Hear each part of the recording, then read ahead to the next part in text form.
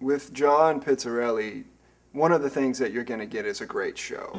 There are jazz musicians, and there's a stigma attached to certain jazz musicians that, you know, they play for themselves. And so you're just, as an audience member, you're just kind of witness to this creativity that's happening up on stage. And sometimes jazz musicians have a reputation of being dismissive to their audience. You're not going to get that at all with John Pizzarelli. He's an entertainer of the first rate.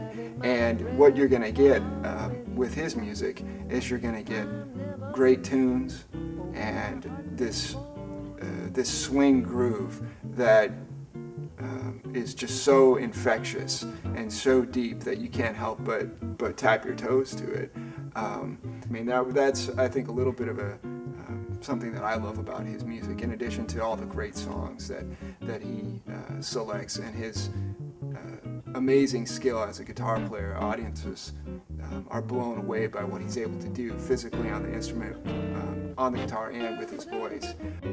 I got rhythm, I got music, I got my gal who could ask for anything more.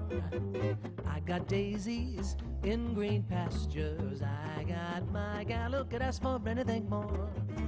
Old man Trouble, I don't mind him, you won't find him at my door. I got starlight, I got sweet dreams, I got my gal who could ask for anything more, who could ask for anything more.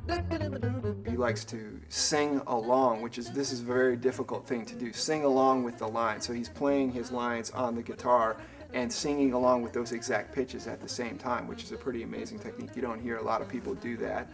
And then the one thing that I'm blown away by, all this other stuff is really wonderful, but when we think of vocalists, we think great vocalists have flexible phrasing, right? They can push and pull, right? Oh, yes. John does this with his voice, but at the same time, while he's playing guitar, when he's accompanying himself, he'll have this rigid, insistent pulse that keeps it like a dance-like pulse. So he's doing that at the same time as having this flexible vocal phrasing. And so those are some of the things that I'm looking forward to hearing.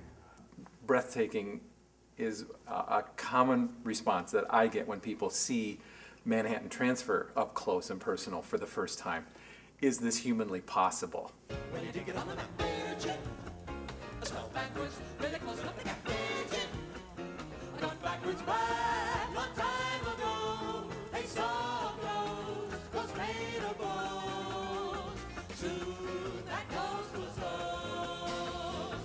When you dig it on the virgin, I smell backwards, really close enough to get virgin. I got backwards clothes, losing their youth. They do together wrong, you first things reversed, last virgin. For the more experienced, they might have heard of A Boy from New York City or Operator, the classics that have been around since they really hit the scene in 1972.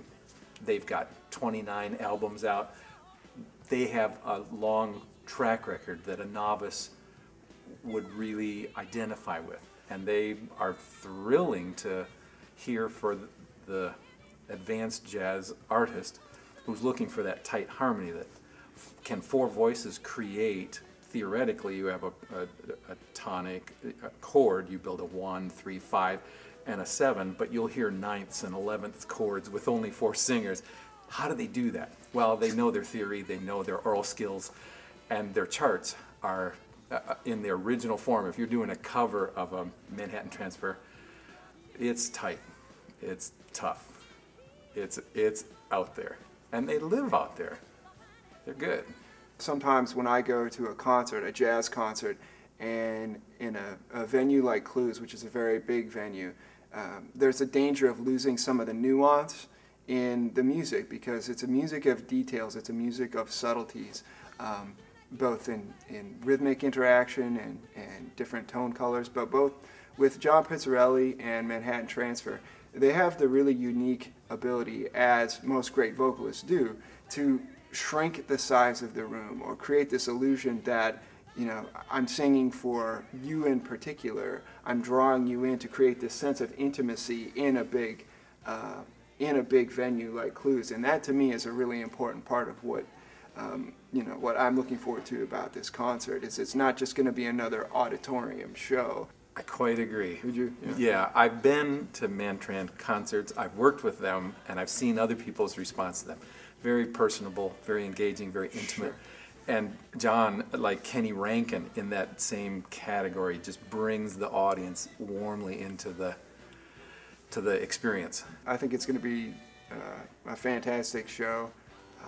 John and Manhattan Transfer, they're respected for a reason because they deliver time and time again. Their albums are always great. Their performances are always great.